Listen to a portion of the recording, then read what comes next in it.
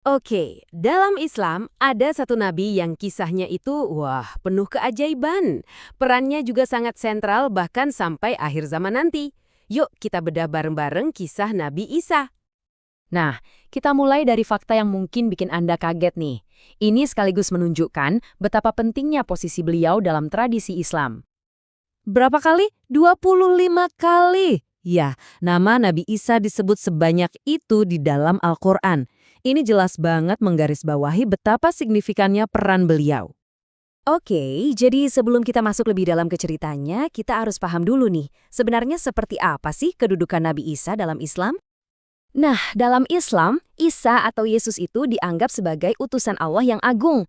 Beliau sangat dimuliakan, baik di dunia maupun di akhirat. Penting untuk dicatat ya, beliau itu dipandang bukan sebagai Tuhan, tapi sebagai manusia, seorang nabi yang dipilih Allah untuk membawa pesan ilahi. Jadi, apa itu nabi? Sederhananya, nabi adalah seseorang yang diyakini berbicara atas nama Tuhan. Nah, konsep inti kenabian dalam Islam inilah yang jadi landasan misi Nabi Isa.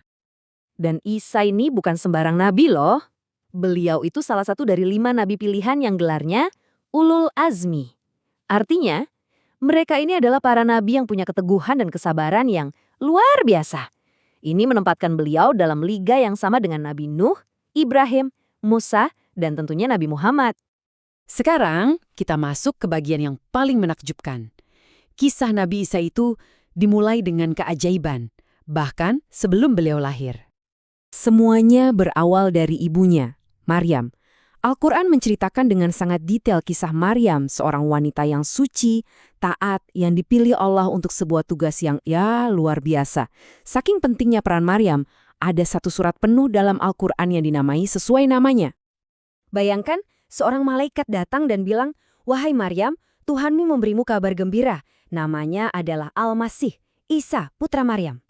Tentu saja Maryam kaget kan? Dia bilang, "Tuhanku, gimana mungkin aku punya anak? Nggak ada laki-laki yang pernah menyentuhku." Nah, ini dia, sebuah tanda langsung dari kekuasaan Tuhan. Nah, pas Maryam kembali ke kaumnya sambil membawa bayi Isa, apa yang terjadi? Tentu saja, orang-orang langsung menuduhnya melakukan hal yang tidak-tidak. Tapi, di tengah semua tuduhan dan cemoohan itu, Maryam dapat perintah dari Allah untuk diam dan cukup menunjuk ke arah bayinya. Dan terjadilah mujizat pertama. Bayi yang masih dalam buayan itu tiba-tiba berbicara. Dia bilang, "Aku adalah hamba Allah, dia memberiku kitab dan menjadikanku seorang nabi." Luar biasa kan? Dia membela kehormatan ibunya dan sekaligus mendeklarasikan misinya.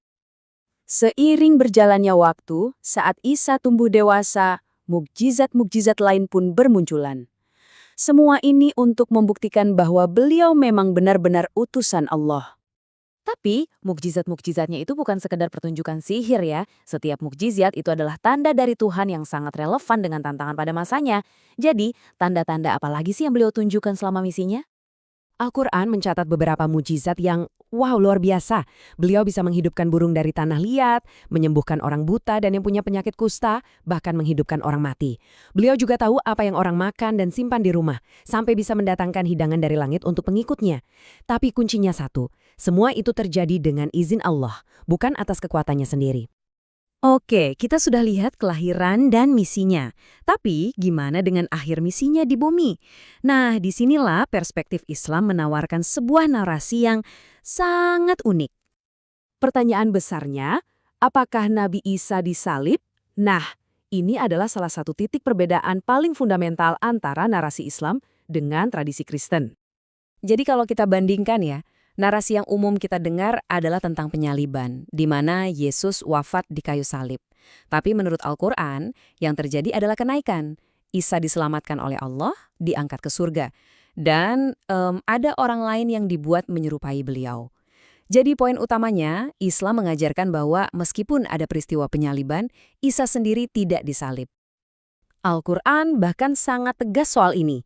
Di surat An-Nisa ayat 157 disebutkan, mereka tidak membunuhnya dan tidak pula menyalibnya. Tetapi yang mereka bunuh ialah orang yang diserupakan dengan Isa bagi mereka.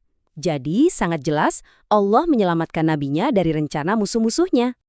Jadi, bukannya wafat, Nabi Isa justru diangkat hidup-hidup ke langit dan di sanalah beliau berada sampai sekarang. Peristiwa inilah yang kita kenal sebagai kenaikan Nabi Isa.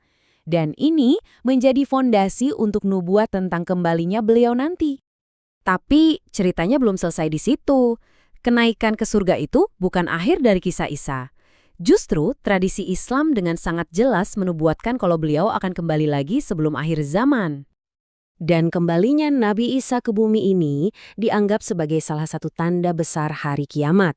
Beliau akan datang lagi untuk sebuah misi terakhir, bukan hanya sebagai nabi, tapi sebagai pemimpin dan hakim yang adil.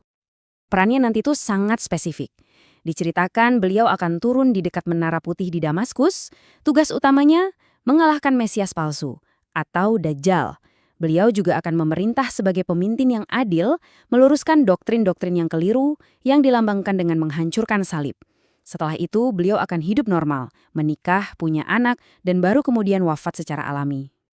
Jadi, Isa adalah figur yang sangat penting di banyak agama besar dunia. Nah, kisah beliau ini mengajarkan kita apa sih tentang sejarah dan keyakinan kita bersama? Memahami peran Isa dalam Islam itu benar-benar membuka perspektif baru tentang seorang tokoh global kan? Kita bisa lihat di mana ada titik temu, tapi juga di mana ada perbedaan keyakinan yang sangat mendasar.